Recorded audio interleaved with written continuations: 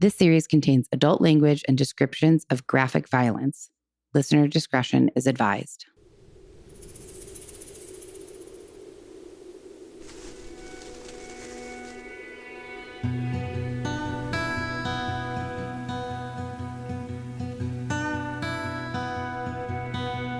Hello and welcome back to Death by Southwest, the podcast where each week I share a different grisly murder story unique to the American Southwest, while my sister and co-host tries to piece together the clues and unravel the mystery behind each of these heinous crimes. I'm your host, Margot. And I'm Jenna. And we are here with episode 33 today.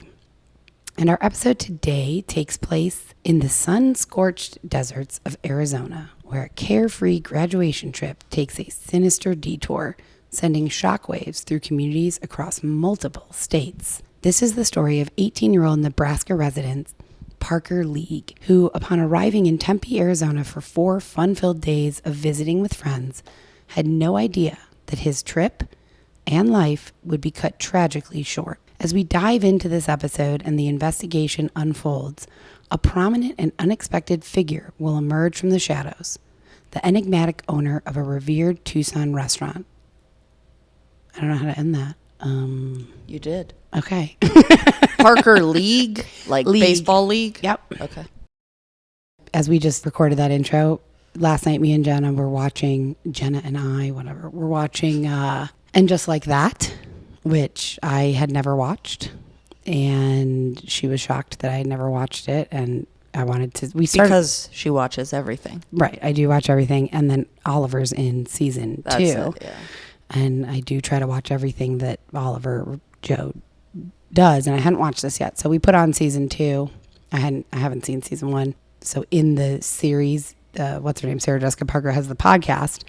And the producers, I'm assuming, are telling her, like, you're swallowing your T's and whatever else, like linguistic and speech type things. Yeah. And so now I'm listening to myself talk and I'm realizing that all my S's sound like so strong. And am I swallowing my T's? Like a snake? Yeah. Well, it's funny because every episode, we don't have an audio editor anymore. So I've kind of had to learn it, which is I'm still learning. I've watched a bunch of YouTubes on it and learned that there is a filter on GarageBand, which is how I edit this, called a de-esser. Oh, that sounds like it's made for you. And it has presets, so you can pick just generic de-esser, you can pick female de-esser, or you can pick strong female de-esser. And every episode I have to put that on my track. Wow, interesting. Because my S's end up being, I don't know if it's the way I talk, if I have a lisp, but my S's end up sounding so like sharp in your ear. Can you change it? Like I know you're not going to when you're on in the flow and just talking and recording, but like when you think about it, I've never noticed it in life. Darkness. Oh, darkness. I don't know. I think it might be the way your mouth is, your teeth, your tongue. tongue. My tongue hits the back of my teeth and it's like it is. I can feel it like a slight lisp on my S's, and I think it makes them very hissy. Well, that makes me think of, Freddie Mercury, I was hearing on NPR the other day, he had pretty oddly large teeth, right? Yeah, and sure. Once he became successful, his bandmate, tour manager, someone close to him had said, like, why don't you could get your teeth fixed, essentially. Sure. And Freddie Mercury said no, because he was afraid that it would change the way his vocals were. And I bet which it makes would. sense. Totally, yeah. I bet it would. So I wonder if I have a slight lisp or talk the way I talk because I have very small teeth, which is one of my least favorite things. It also could be just the way you started speaking as you were a kiddo, and then it just, like, some things just stick. Yeah, that's true. But now I'm like hyper aware of it from watching that last night. Yeah. So we do have a sense of place that we will get into. I have a few listener things, questions from listeners, and then I have some random questions and stuff that we'll do. Maybe some of this will end up in the bonus. I don't know. We'll get through a little bit, and then I have a sense of place, and then we'll get into the episode. But I found a great website called thegamegal.com. And there's a bunch of different settings. You can generate like random questions, random this or that type questions, random words to talk about. So I just tried it out, and I wrote down a couple questions I thought were interesting. If you could change your name, what would you change it to? Oh, I mean, for real, if I was really going to change it, I'd obviously have to Think reflect about it. and think about it. Sure. I heard a name I really liked, although now I'm thinking, who does it remind me of? Or there's someone. I like the name Vera. I love actually, no, I already know. Ruby. Oh, I love that name. love that name. Although it's hard great now as a name. full-grown adult to be like, I'd change, because it just feels like, Not well, you. am I like a Ruby? Right. Not that there's one kind of Ruby, but Right. yeah, I really like Ruby. I like Vera. I like both of those a lot. Yeah. What would you do yours? I don't know, because I agree. I think like I don't like my name, but it's my name now. That Yeah. feels, that's a hard question. I love the name Eva. Oh, that's right.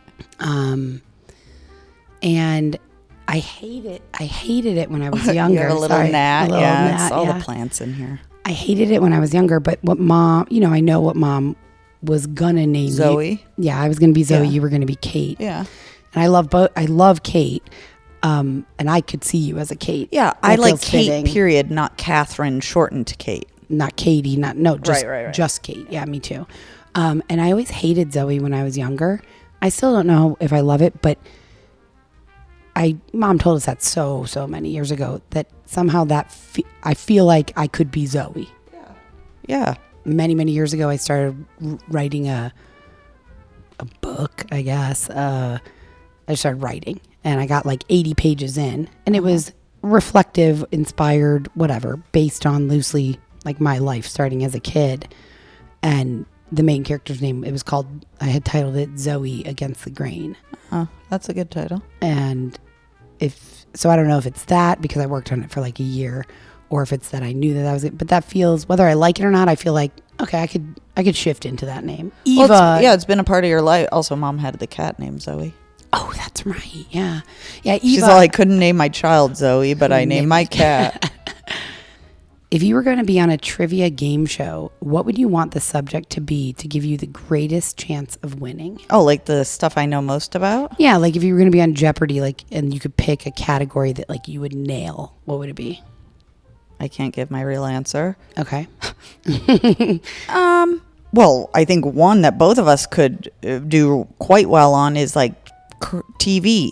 Yeah. Or like, for me, it's just TV. I was going to say media, you might be. For me, it'd be actors and actresses. Yeah, for me, it'd be. I'm pretty good at like remembering people's names or what they've been, maybe not what they've been in, but like people's, like who was this actor? Yeah, I don't know what mine would be. I really don't. I know a little about a lot of things, I feel like. I think both of us could probably do pretty well with food or cooking. Yeah. Yeah, like what does Sous vide mean? or what temperature should chicken be cooked at? When it's like when it's done or whatever. That's an interesting question. Yeah, I don't know. I guess those answers. You do know a lot about space, you think? Or you think you just love space? I try to retain a lot about space. I learn a lot about space. For some reason, it won't retain. My brain, it just won't. Interesting. Yeah. So I thought about that, but. When have you experienced the most culture shock? Which now that I'm asking that, I think I know your answer, but I could be wrong. Well, like Nepal. Yeah. But if we take that. But I was. Okay, yes, period. It would have been, even if I stayed in Kathmandu the whole time, the second I got into, that's also a really cool airport for a totally different reason. That airport, comparatively, love it.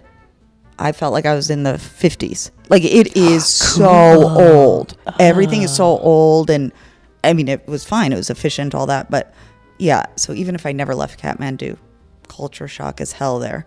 But take that out. I don't know. I have to think. What's yours?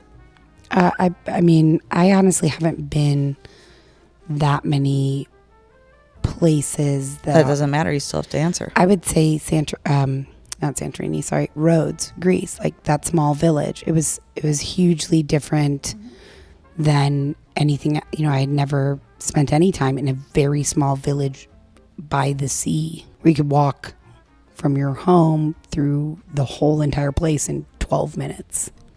That's true. That could be an answer for me. Also, I'll give you another answer. Okay. Tucson. Oh, when I moved here. Yeah. I mean, really. I talked about that briefly on the solo episode today, because I talked about how we ended up in Tucson, and then I mentioned that we had a big conversation last night, not when we were recording, about how different that must have been, and how like where you hung out in high school versus where I hung out in Chicago in high school, like totally different, completely. Yeah, I mean that's probably accurate. Because to really experience culture shock, I feel like you have to spend maybe a little bit of time in that culture. Well, and I think all that we spoke to, we spent a little bit of time in Greece. I spent a little bit of time in Nepal, and obviously lots of time here. Right. Yeah. Okay, I'm going to save this game for another time. I have a fill in the blank. I'm at a point in my life where blank. That's like really open-ended. 100% open-ended. I'm at a point in my life where I'm getting more gray hairs. I thought about that this morning when I was washing my face, that last night we both checked each other's heads for gray hairs. I have a lot. Yeah, that's my first answer. Okay. What's yours? I'm at a point in my life where I'm tired. Yeah. I'm finding this myself answer would change tired. also depending on the day. Depending on the hour, depending on, that feels the most real at the moment. I find myself tired a lot lately. Yeah. And Wow, we've really given people hope for gray hairs and tiredness. Okay, I had a little game. I'm going to save it.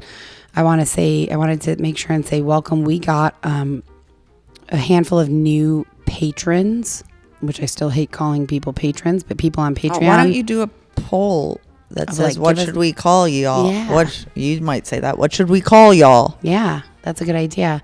But we got several new ones last week when I posted, we only published part 1 of the Posey family murders. I put the entire episode on Patreon, part 1 and part 2. Mm-hmm. So we had about 5 people do the free trial, I'm assuming because of that. And so I just wanted to say welcome, and we hope you stick around to...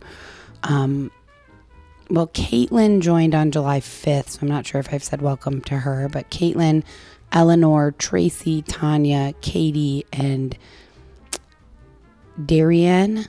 I feel like you were making it more complicated. Darian? Darienne. Oh, now I see why you were making it a bit more, not complicated, but like little French, it Darienne. sounds. Yeah. Pretty name. So thank you guys for trying out our Patreon. Hopefully you'll enjoy it and stick around, and yeah. Okay, well let's jump into our sense of place. Okay. I've kind of added another layer, I feel like, lately to the show. We used to do sense of place and then the episode, and now I've added like random questions or listener feedback and stuff like that. So you're really doing good for all the people that say we chit chat too much up top. I'm literally doing exactly the opposite of what those people said. We've had 2 reviews on Apple recently saying like, come on, get into it, girls, which again, I totally agree with. And also there are some people out there who enjoy the intro.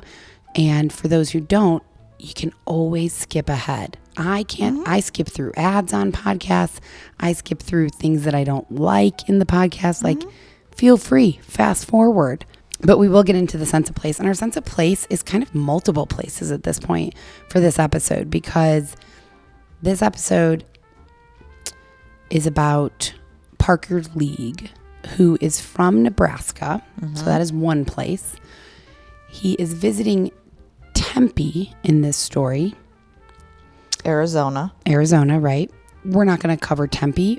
And why? Because it's the least pertinent to this story. He comes here to visit friends in Tempe. Don't say here, because here is Tucson. That's true. He comes to Arizona for his graduation trip to Tempe. And I wonder why. Maybe you'll tell me. I will. And then there are other places. Bulldog Canyon in Tonto National Forest is another place pertinent to this story. And a restaurant here in Tucson is also a pertinent place to this story. And I'm not going to say why, because I want to just share that in this story. Okay. I thought we'd talk a little bit about each of these places. So Tonto National Forest, I've heard of. I didn't know anything about it. Did you?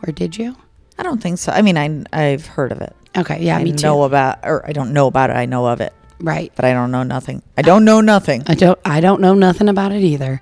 So Tonto National Forest is one of the largest national forests in Arizona, covers 2.9 million acres of diverse landscape, which sounds excessively large to me, doesn't it? 2.9 million. I checked it twice, and that's what it said everywhere I looked. Yeah, I don't know. Is it in the northeast Arizona? So, Tonto National Forest is, so here's Phoenix, and Tonto National Forest is slightly northeast. Yeah. It's not northern Arizona, but it's northeast of where we are. Right. It's northeast of basically Phoenix. Right. So Phoenix is 2 hours north of us in Tucson. We're basically right on the Mexican-U.S. border. Phoenix is 2 hours north. The Tonto National Forest is about an hour northeast of Phoenix. So from their website, it says the Tonto National Forest features some of the most rugged and inherently beautiful land in the country and is the 6th largest national forest among the 154 U.S. national forests. It varies in altitude from 1,300 feet to 7,900 feet over the whole course. Offers outstanding recreational opportunities. It's home to several designated wilderness areas, including, I love the name of this, Mazatzal Wilderness, Four Peaks Wilderness, Superstition Wilderness, Salome Wilderness, and Hell's Gate Wilderness. Those are all hiking, backpacking areas.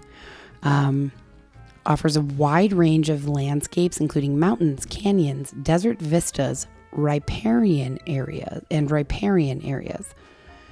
Do you know what a riparian area is? I did not. A riparian zone or area is the interface between land and river or stream. Plant habitats and communities along the river margin and banks are called riparian vegetation. And then on the Tonto National Forest website, they talk a lot about black bears. And you know my thing with bears. So the black bear is the only bear species still found in Arizona. It's the smallest, most widely distributed North American bear. And within the state, they live mostly in the forest, woodland, and chaparral habitats. They're on Mount Lemmon. Yep. Yeah. Primarily elevations from 4,000 to 10,000 feet.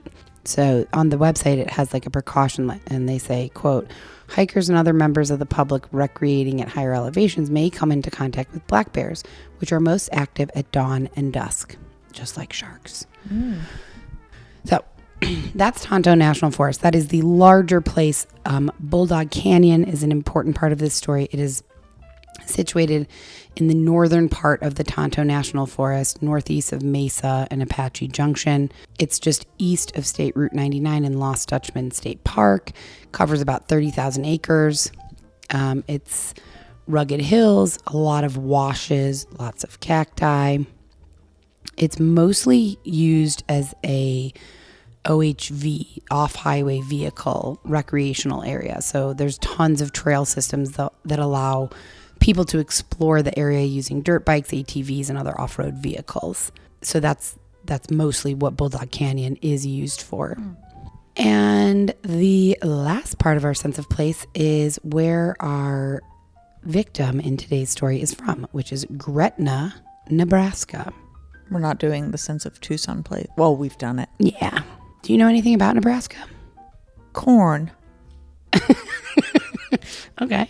I don't know. Isn't there? That seems reasonable. I feel like the University of Nebraska or something is like the corn huskers. I don't know. That could be so wrong. Oh, wow. I don't know. I heard you say it's the Midwest, so that's interesting. I guess I just thought it was Middle America, which could also be Midwest. Yeah. So if you look at a map, yeah, it's right here. It literally is almost directly in the middle. I would call this the dead middle of the United States. Does Tornado Row go through Nebraska at all? Oh, it sure does. Yeah. Tornado Alley. Yep. Yeah, Tornado Alley. So Gretna, Nebraska is situated in eastern Nebraska, about 20 miles southwest of Omaha, which is the state's largest city. Gretna has a population of around 6,000 residents, but has experienced significant growth in recent years because it's a popular residential area for people who are looking for that suburban lifestyle, but with easy access to a bigger city, which the bigger city would be Omaha. The weather is hot summers, 80 to 90 degrees, cold winter, yeah, which right now doesn't sound that hot. Winters are cold, temperatures often drop below freezing, occasional snowfall, spring and fall, moderate temperatures, more rain in the spring. And it is located in Tornado Alley, which means Gretna is? Mm-hmm. Which means it's very susceptible to tornadoes, tornado season is late spring, early summer, although they can occur at any time of year.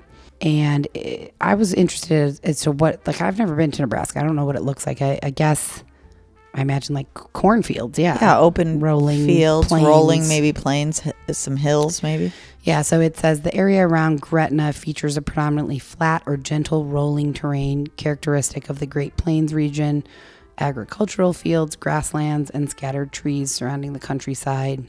And I think that's it. That's our sense of place. We've done episodes that take place in Phoenix or Tempe, and we've done episodes that take place in Tucson.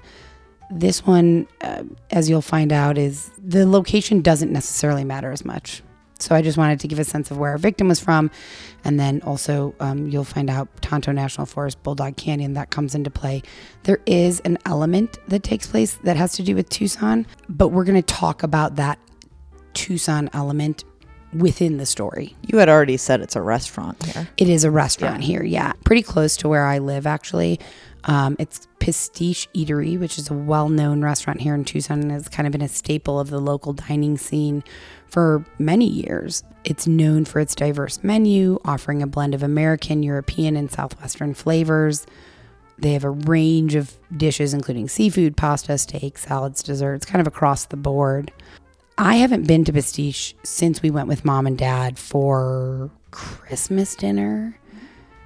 That's the first, or maybe I had gone one time before, but yeah, that's the last time I was there. So I don't want to say exactly why this restaurant comes into play, but it's been here in Tucson for 25 years and it will play a role in this story. Okay, so let's jump into our story.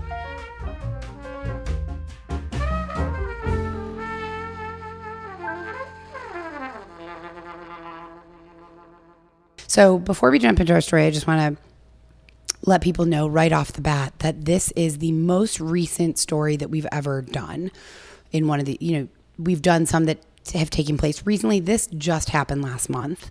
So while there is somewhat of a conclusion, this is not by any means wrapped up, done. There will be more to come out. We will definitely have to do a follow-up on this. And also, because it is so recent, more information is coming out every day. I researched this earlier this week and then went back to it yesterday. There's still more information coming out. So this is what we know thus far. It's a little bit different because it is such a recent murder. And we'll see how it goes. But I wanted to preface all of this with that. On June 9th, 2023, 18-year-old Parker League boarded a plane in his home state of Nebraska, heading out to Tempe, Arizona to visit friends for several days. He had recently graduated from high school, and this was kind of a graduation celebration trip. Why Tempe? He had friends that lived here. Did you just say that? I did. Ah. So he flew into Sky Harbor. Mm-hmm. He was described by family and friends as an exceptionally kind-hearted individual. I did find his obituary, and I'm going to read a little bit of it, but I'll be honest. We've read obituaries before. I learned nothing about this kid from his obituary. It is a lovely obituary, very sweet and heartfelt, and I know no more about this boy from reading it than I did before. And I'm going to give you an example. Well, okay, but maybe I will because I haven't researched him at all. So also, True. he was only 18. Anyways, go on. I think you'll see what I mean. So Parker possessed an innate ability to connect with people on a deep level, making everyone feel seen and valued. His genuine concern for others extended beyond his immediate circle. He was always ready to lend a listening ear, offer a word of encouragement, or provide assistance wherever it was needed. His generosity knew no bounds, and his acts of kindness left an indelible mark on the hearts of those he touched. He had a heart of gold, and his kindness and compassion touched the lives of countless individuals. Parker lived a life driven by purpose and fueled by passion. He believed in the power of pursuing one's dreams and was an inspiration to those around him. Whether it was in his professional endeavors, his personal pursuits, or his dedication to community service, Parker approached everything he did with enthusiasm and determination. His commitment to excellence and his relentless pursuit of his goals served as a shining example to others, motivating them to strive for their own aspirations. He sounds wonderful, but I guess... I mean, I learned about parts of him. I really did. Also, I hear a lot of general statements. Yes, that's right.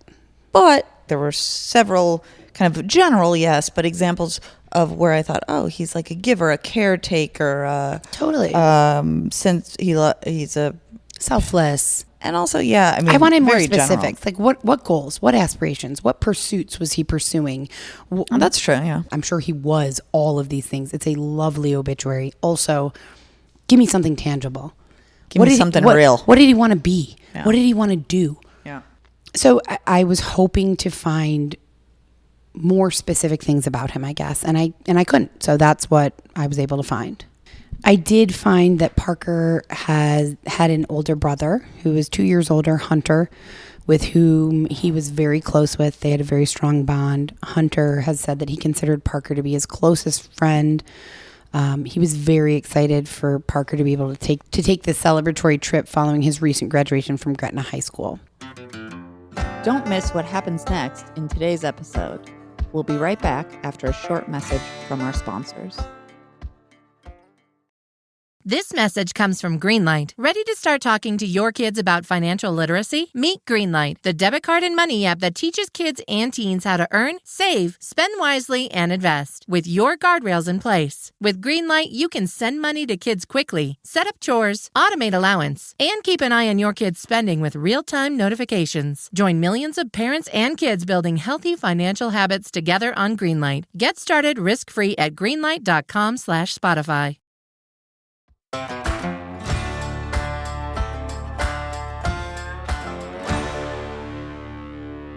Sadly for Parker, this much anticipated graduation celebration would end in tragedy. On June 12th, deputies uncovered a burning body in a burn pile in an area known as The Pit, located in the off-highway vehicle area of Bulldog Canyon. The body was burned beyond recognition, and it was only able to be identified using dental records, which allowed police to identify the body as Parker League. The medical examiner determined that an unknown sharp instrument was used to stab Parker multiple times in his back, in addition to an unknown sharp weapon being used to dismember Parker. Police found Parker's head and hands removed and placed near his legs.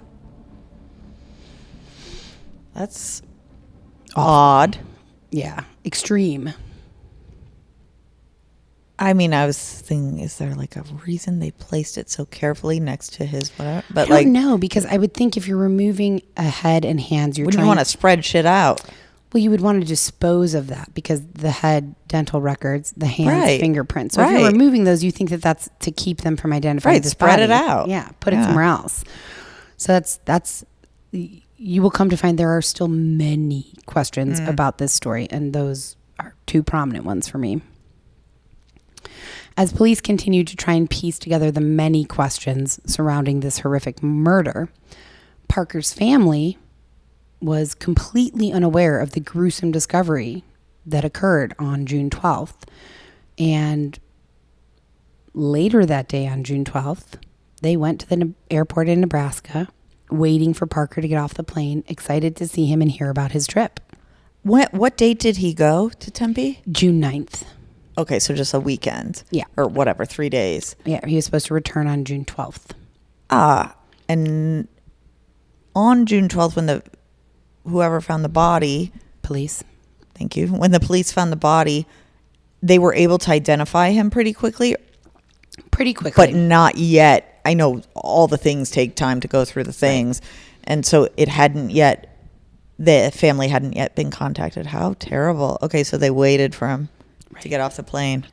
Yes. So Parker's family was at the airport waiting, excited to see him and hear about his trip. But seeing as how Parker never got on that flight, it was no surprise that he also didn't get off of it, except for, of course, to his family, who quickly became worried and reported Parker missing 3 days later, actually, which is another question that I have. And I was surprised. I didn't see any articles, no news stories commented on the fact that he was supposed to return home on the 12th.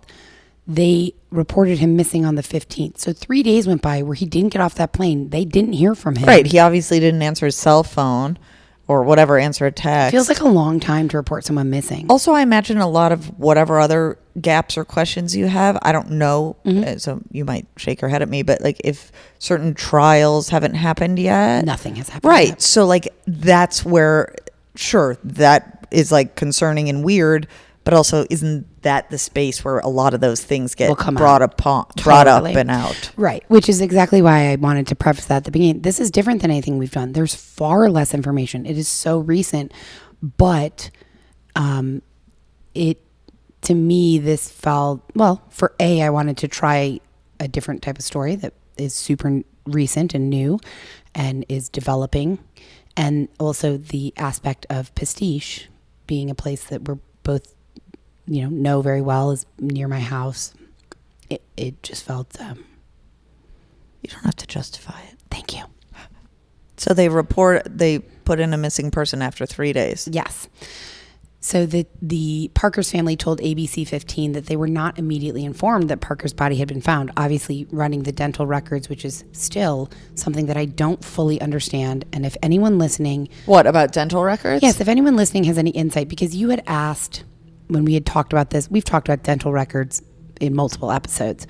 And you had said, like, well, I haven't been to the dentist in years, or maybe I haven't been to the, I haven't. How does that happen? Do the police have my dental records on file? Do they just go to every dentist I've ever been to and find them? Like, is there a system where you take an imprint of somebody's teeth? You know what I mean? Like, how does that work? And I'm sure I could look into it and we could learn about it. That's interesting. I haven't, but I would like to know more. And so if any listeners have any insight into that, if we have anybody who knows, please let us know. And I will also look that up and we'll get back to it. But something is telling me like we're missing something in our brains, but I'm not going to sit here and think about it. But I agree. Like where it's like something pretty obvious that neither of us are kind of seeing. But it's not like when we're babies where they take your footprint or your whatever. So I don't know. No, I don't know. Well, let's hear it. So since the family was not immediately informed about Parker's body being found, that's why they went ahead and filed a missing persons report with the Tempe police on June 15th. Parker's brother, Hunter, said that he had last heard from Parker on June 10th, 2 days before his body was found. Second day he was in Tempe. Yeah. And Hunter said, quote, "I knew he had a place to stay. I knew that he got there. We texted. That's about it." Which seems that's like normal. Sure. Behavior, right? Hunter also said, as I had mentioned earlier, Parker was his best friend. And Hunter said, quote, "It's very hard to accept because he was the nicest kid in the world." Hunter also recalled his dad's emotional response to hearing about his son's death. Hunter said, quote, "I got a call from my dad telling me to come home. I asked him why about 3 times. And the third time he tried to explain it, but he couldn't. He just started breaking down." So as Parker's family began talking to and working with the police, once they understood that his body had been found, they told the police that they suspected somebody was using his debit and credit cards and that they had found 2 unusual transactions on Parker's bank account. So after he didn't get off the plane, they were obviously worried. I didn't actually find this spelled out. This is how I'm imagining it. They were worried. Maybe he missed his flight, but why isn't he answering his phone? They get more worried. They had access to, obviously, his bank accounts, and so they looked, and they saw unusual transactions. Do you know what any of those were? I do. So Hunter, Parker's brother, said, we basically found out that someone was using his debit card to try and buy food and to try and pay their electric bill with it. Also, it was determined that these purchases, that the attempts to use the debit and credit cards were after Parker was dead, which is a huge indication, and which was a big factor in the Maricopa County Sheriff's Office determining that this was being ruled as a homicide. So someone killed him so they could pay his electric bill. Which or seems they could pay their like a weak motive. Right. Also, I'm guessing that's not it. I'm guessing that they ruled it a homicide long before they saw these debit card transactions. His head was cut off. Right. He Right. didn't do that himself. Clearly.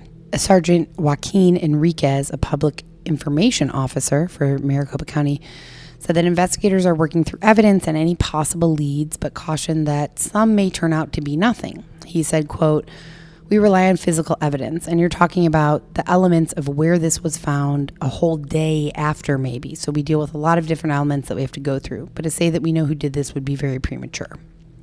Kind of an innocuous statement, but fine. Former Phoenix Police Department Sergeant Troy Hillman suggested that DNA collected at the scene and any remnants of blunt force trauma or the stabbings could help provide a clearer picture of what happened.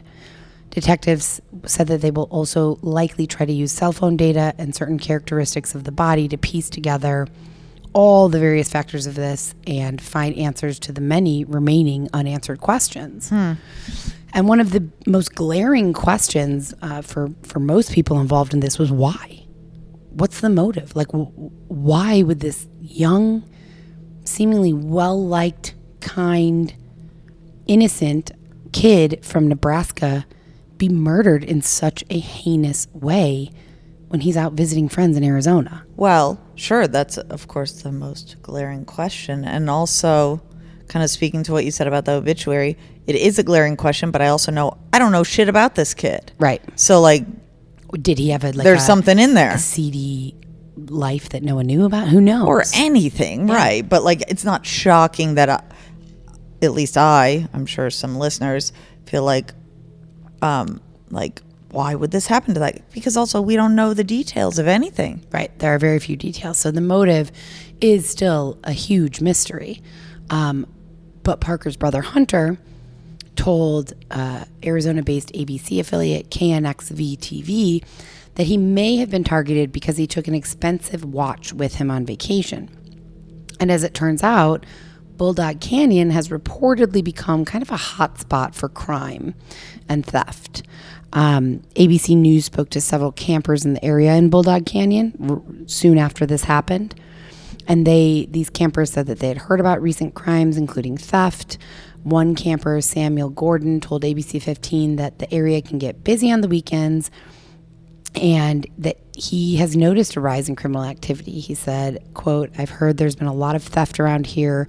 It's a bit disturbing because this is supposed to be an off-road community and everyone's supposed to kind of help each other out and be looking out for each other, not stealing things from each other when no one's looking.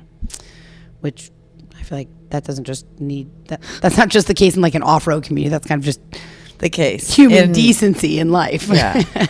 What about the friends that he was with? And again, this might be one of those pieces that comes more That's forth. a huge missing piece. Like, huge what are they? missing piece. Were they out hiking like what were they up to? That I will get to that. Oh, okay.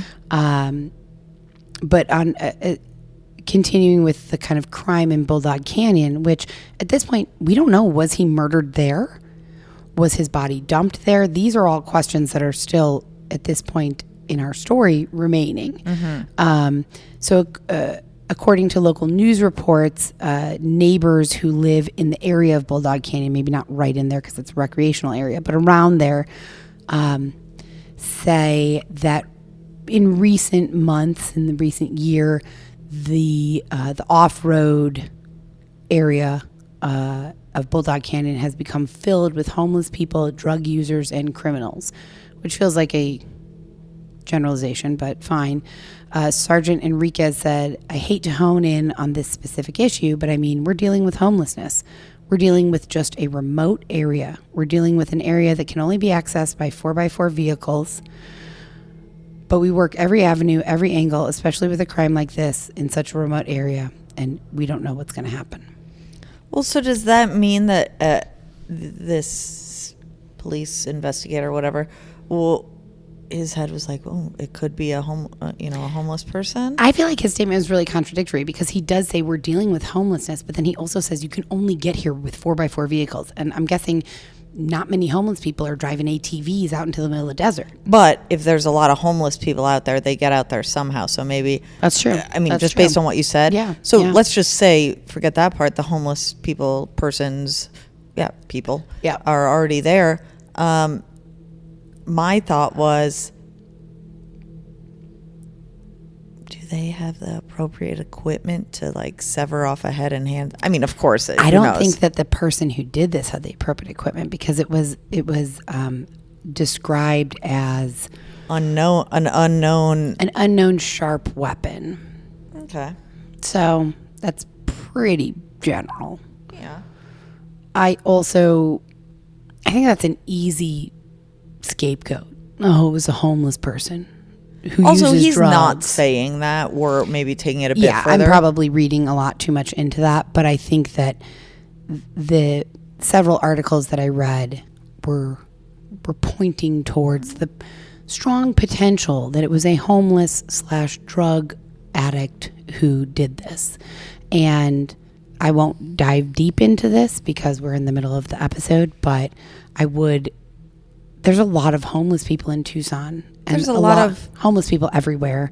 In cities sure. and spaces. So I can only speak to being here, and I see homeless people all the time here around where I live, every single day, and it is, I find it heartbreaking, and I saw a homeless... Oh, here she goes. I saw a homeless man the other day. I always find it heartbreaking. If they have dogs, if you know me, I find that even more heartbreaking. The other day I saw a homeless man walking his dog, and he was very clearly homeless, but he had a little harness on his dog, and he had like crafted little booties for the dog because the pavement is so hot. And I thought, what a thoughtful person. You don't have a home and you're making booties for your dog. Well, I have so many questions, but I'm not going to go down it. You don't have to answer. But one, I think just like housed people, there's really good ones, really shitty ones, people that love animals, people that will put the extra effort, no effort for animals or anything else. And also, why are we talking about this? Because we went down a rabbit hole of homeless. We did. We're gonna jump out of this rabbit hole and go back to the fact that Sergeant Enriquez said that they're going to work every angle, every avenue, and try to piece together the pieces of this, piece together the clues. So the first angle the police decided to work, was the strange debit card purchases or attempted debit card purchases that Parker's family found on his car.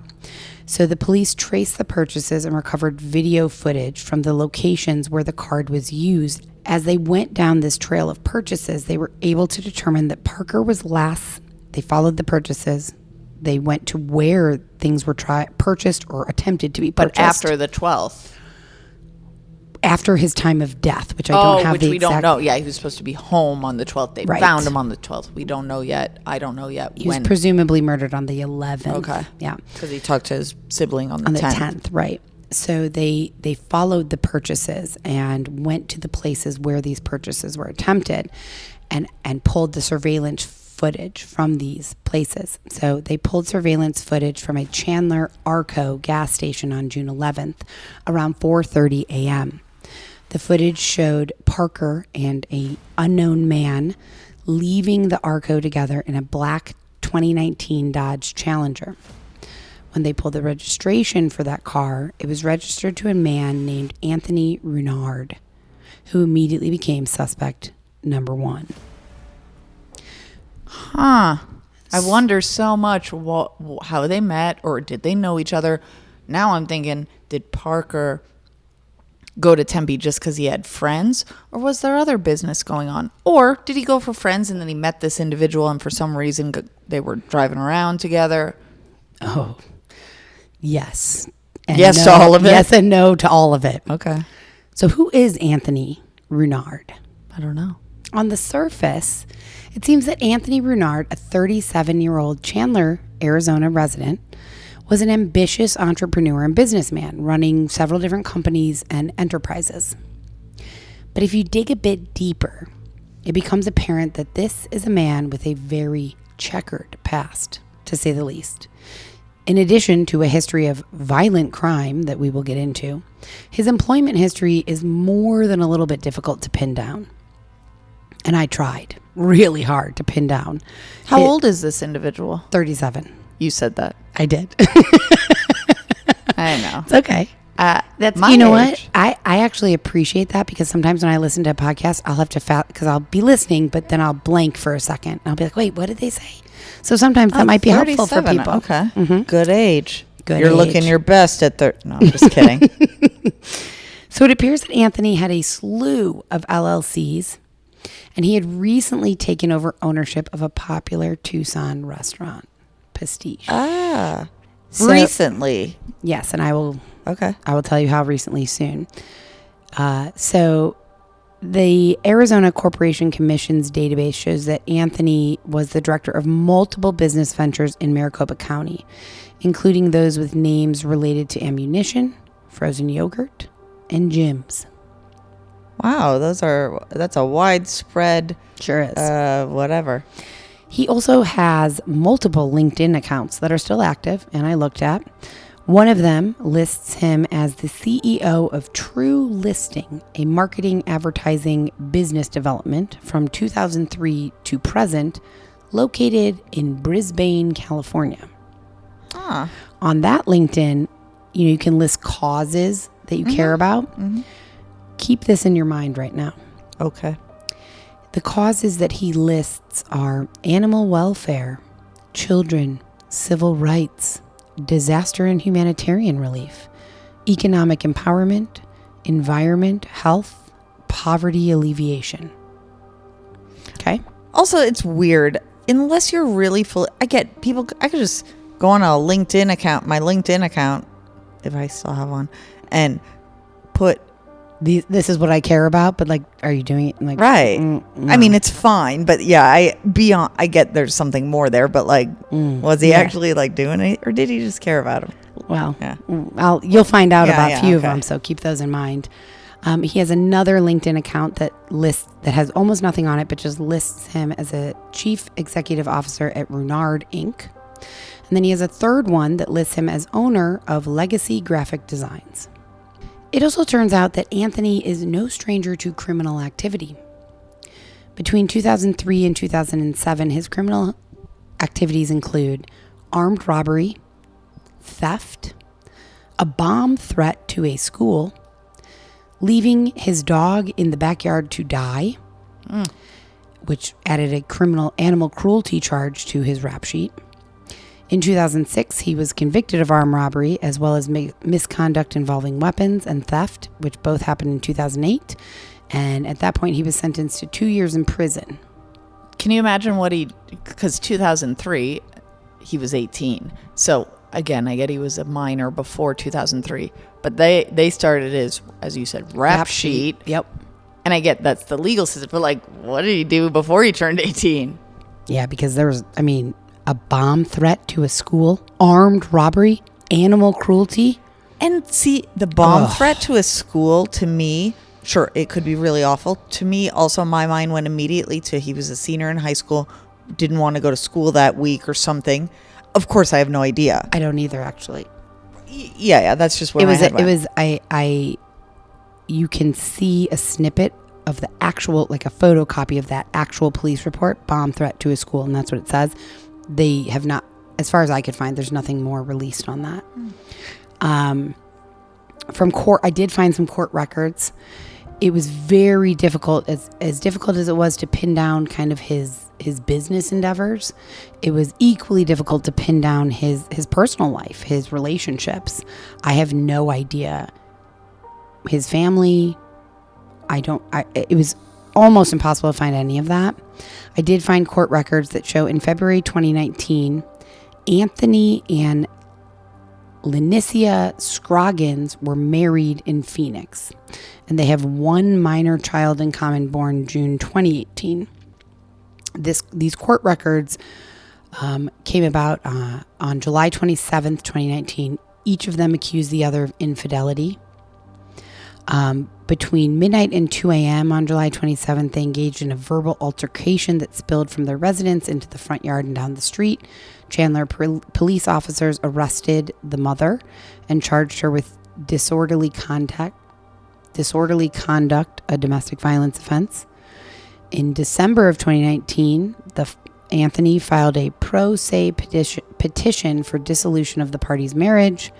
He alleged that his wife had committed domestic violence, and that she had left their child in the car several times, constantly leaving the kids at home by themselves.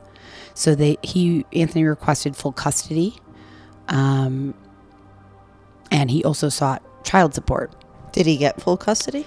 In March of 2020, they entered an agreement where the child would reside with the father, Anthony, who would have sole legal decision-making authority. She would be able to see the child every other Friday. This went on and on. These court records were pages and pages. So he got full custody. Then I believe they went back to court. She fought it, argued it again. Then it was joint custody. It is not pertinent enough to the story to include all of it.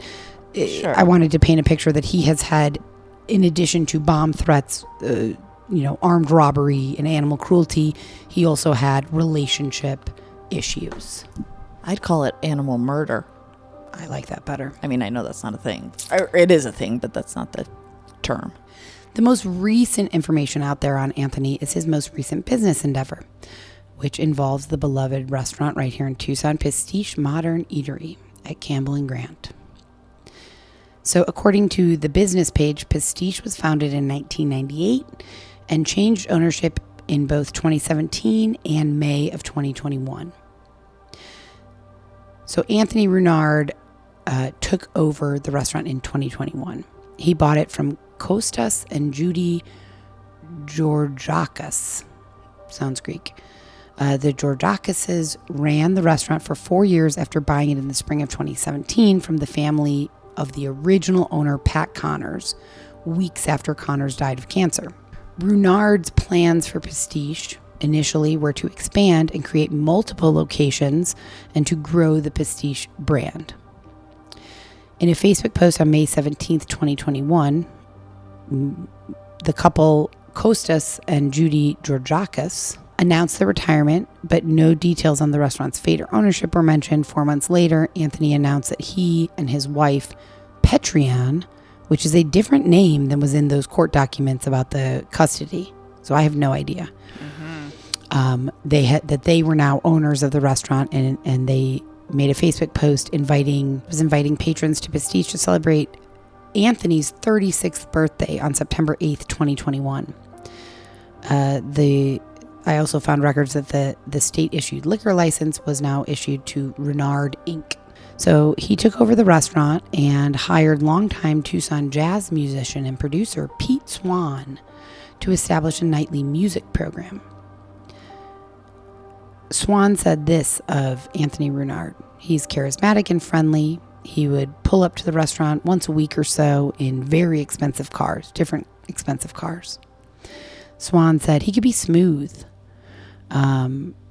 Swan was a drummer who had played in jazz trios and other ensembles at Pastiche for years when the original owners owned it. Swan also said almost from the start, Anthony had trouble paying the musicians, paying the restaurant employees. He would pay them days late or the checks would bounce. At one point, Swan insisted that the restaurant pay everyone in cash, but Anthony would still pay late, making excuses as to why he didn't have the cash on him and why he couldn't pay people. In July of 2022, Swan had enough. He pulled his Swan Productions program out of Pastiche and no longer was there. And if you dig a little bit deeper, there are numerous social media posts where employees complain of not being paid. The employees actually formed a private Facebook group, and they eventually all quit together because they weren't being paid. Like a school walkout. Yeah, exactly. Former employees have since then shared things that things at Pastiche weren't always what they seemed on the outside.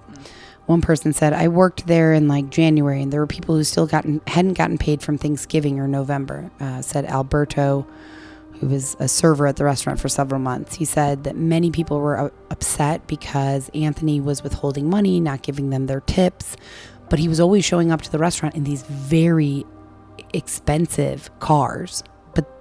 And he said, quote, it's kind of hard to believe that a guy has that type of money and he shows it off so much, but he also won't pay you for work that you've done. It seems odd.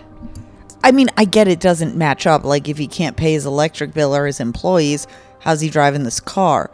Also, if you think a step down, which I'm sure everyone is, like, okay, well, there's something going on, but why would he flash his cars around saying, I've got money? Stupid. And beyond this, there have been multiple news outlets that have kind of dug deep into this and uncovered that Anthony's career as a serial entrepreneur in Arizona has been filled with struggles. His former personal chef said, he was really upfront with me that business choices went bad and he took some losses. I saw it. It was evident. He started working for Anthony as a sous chef at Pastiche in 2021, and then he also worked as Anthony's personal chef. And Gomez, this chef, says, my friend was also working there, and he noticed that his checks were bouncing. Mine were always perfect. Mine were on time. I had no issues.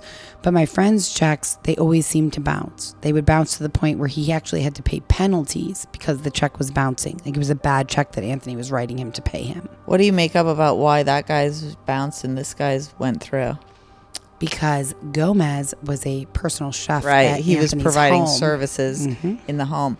I also have a question, and you may not know, and it doesn't, I'm sure, matter, but did Anthony just see the sale of Pastiche, or however you say it, and like see it as a business opportunity, or was he connected in some way to the previous owner? I think it was a business opportunity from what I can gather. Okay. So Gomez, like I said, he was Anthony's, I think it's because he was Anthony's personal chef. He was his personal chef for a while. He even cooked for Anthony and his sister and their family on a camping trip to Bulldog Canyon, which was a place that Anthony was very familiar with and fond of. Interesting. You don't want to miss what happens next in today's murder story, so don't go anywhere. We'll be right back after a short message from our sponsors.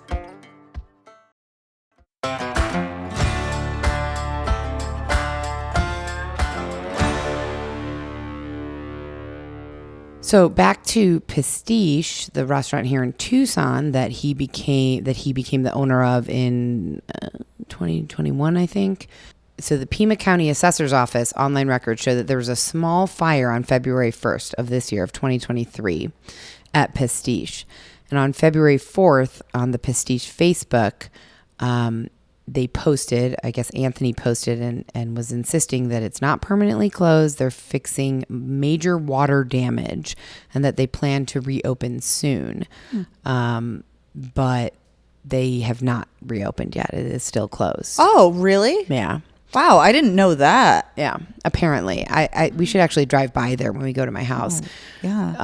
Because the latest...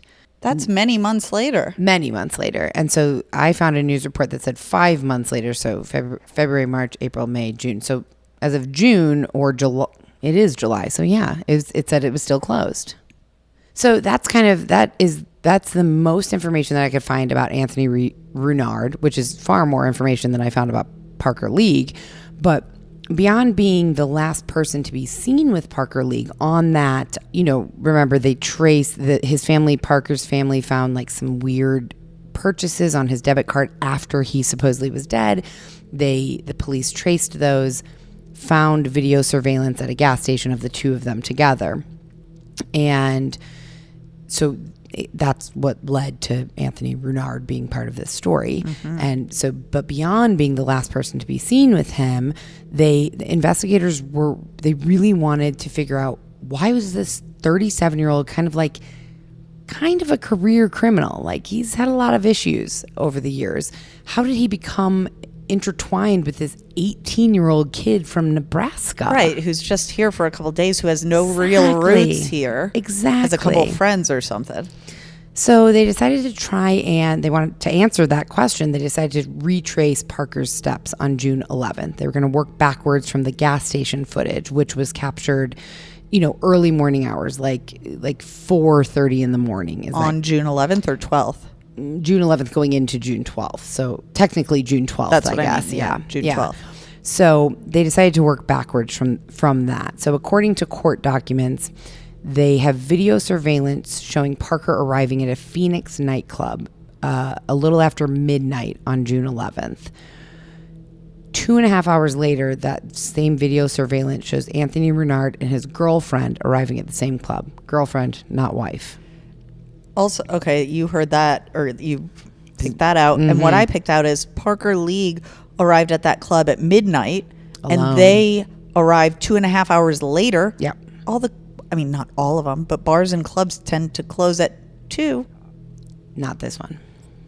In real? Like for real? For real, yes. Okay. Yeah, so they arrived separately. Are you not saying the name of the club on purpose? I don't have the name of the club. Then how do you know it doesn't close? Because the surveillance footage has Parker, Anthony, and Anthony's girlfriend leaving the club, which was still open, around 3:45 a.m. What I wonder, and I'm overthinking this, so you'll cut it, I'm sure, but I'm wondering, okay, or maybe it does close at 2 and they all were there with for some owners after nefarious hours business. Perhaps. Yeah. That's certainly possible. That's actually a really good were thought. Other patrons leaving around between 2 and 4 a.m. too? Or were they all out at 2? That's or 2:30, I need to find out what. That's kind of an interesting thought. It's a very interesting thought. I need to find out what the club was to see if it was open, or if it wasn't, then yeah, they were probably there, and that might be how they're connected. But I don't know. Right. So I will have to look into that. We're going to have to do another episode on this as more information comes out. So the surveillance at the club caught Anthony, Parker, and Anthony's girlfriend leaving around 3:45 a.m. Around 4:30 a.m., Anthony and Parker are seen on surveillance video pulling into a gas station, that Arco Chandler parking lot. They go inside together, buy a few things, and leave together in a Dodge Challenger, which is a black one, which is the last time that Parker was seen alive. This gas station was also just a few miles from Anthony Renard's home. So he was obviously familiar with this area. So the Dodge Challenger was registered to Anthony. There was also a 2022 Tesla Model X in the video footage at this Arco that was also registered to Anthony. So I'm not sure if his girlfriend was maybe driving that car or what. So then we're going to flash forward. That's the last time Anthony is seen alive, is on that Arco gas station video footage. But later that day, just before 9 p.m., Anthony tries to use Parker's 2 credit cards to buy a rifle scope at Walmart, but was denied. And officers say that they think Parker was already dead at this point. I don't know why his card was denied.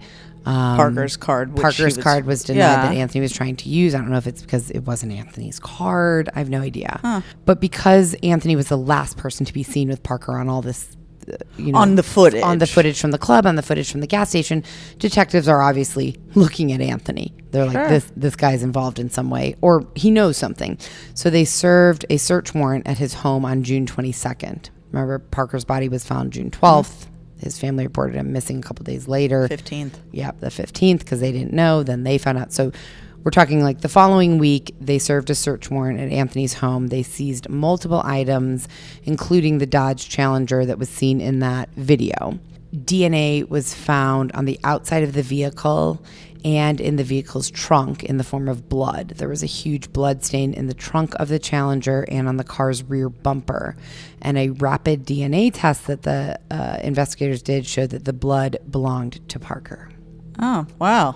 Yeah.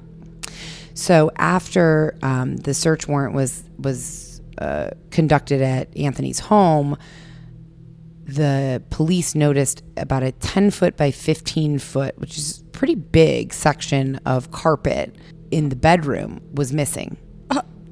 Yeah. So the wife, Anthony's wife, said when police asked her, like, what's going on in here? Why is this huge patch of carpet missing from your bedroom?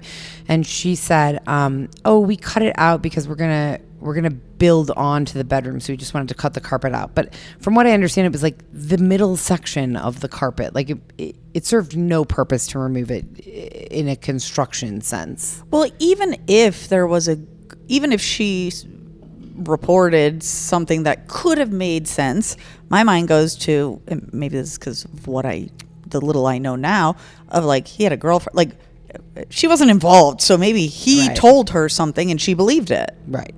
Absolutely. I'm guessing. Absolutely. Right? Absolutely. Yeah. So on July 5th, 2023, which was just 2.5 weeks ago, investigators are continuing to piece together this timeline. But based on everything that they had thus far, they arrested Anthony Runard. He was booked into jail on charges of first-degree murder, in addition to possessing narcotic drugs, having equipment and chemicals in his home to make narcotics, 1 count of theft of a credit card, 1 count of fraudulent use of a credit card, 2 counts of possessing a weapon by a prohibited possessor, and 1 count of abandonment and concealing of body parts. They found in his home about $27,000 worth of cocaine.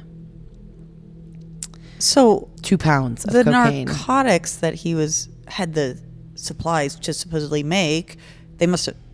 You can't cocaine. Like what? Well, he had 2 pounds of cocaine in his home. Like cocaine. I'm assuming he also had stuff either to make meth, or maybe things to cut with cocaine. Yeah, that's what I was saying. Okay. To like intent to distribute and so whatever. Which he actually 2,000. How much again? $27,000 worth of cocaine, which is 2 pounds. Mm-hmm. And so once they arrested him and had him, he was booked into jail. They're also questioning him. Anthony said, I did use cocaine. I did smoke pot before I met Parker on June 11th at the club. So my memory's blurry. I don't really remember that night. Was basically his, in this questioning, like, I don't actually. What else did they ask him? Because I don't care what you were on or what, if you don't, why were you connected with this person? Anthony told detectives that Parker sold Anthony his debit cards for $500, and that Parker was also trying to sell Anthony a Nissan sedan for $1,500, but Anthony didn't have enough cash to buy it, which to me, without knowing anything else, like, what? This kid was here on a graduation trip to see friends. He's selling you a car? Well, there's potential, and I don't want to speak ill of the dead or anyone. And also everyone's human. So maybe there was, like you said, we don't know much about him. Yep. Let's say I knew that Parker was like a criminal or like a small time criminal. Mm-hmm. That still makes 0 sense to me. Yeah. Although I'm not a small time criminal, so I'd have to think about it longer. Like, I don't know what Parker sold sell a car your debit and then tried to sell the debit cards is the one that super weirds confusing. me out. What's the point of selling your debit cards? Because you could just have no money. Like it's all very strange. Think on that. So Anthony also told police that after him and Parker left the Arco gas station, he dropped Parker off at a nearby business. Did not disclose the name, and there was no video surveillance to back this up. But detectives did see that Anthony used his gate code. Like, I guess everybody in his community has like a code that that it's like that person going in. I don't know. He used his gate code to get into his community not too long after he left the gas station. So one of the biggest questions that investigators are trying to figure out right now is, where was Parker killed? Was Parker with Anthony when he went home? Was he killed in the house? That's why the carpet's missing. Then he took him out to the desert where he was found. Like, they don't know. They don't know because that's the last time Parker was seen. And then there's not enough time between the gas station and Anthony punching into his community. There's really not enough time. Did he punch back out? Like, maybe he was just going home to grab carpet. I don't think whatever, so that night. Okay. And so as of now, Anthony is in jail on a $2 million bond.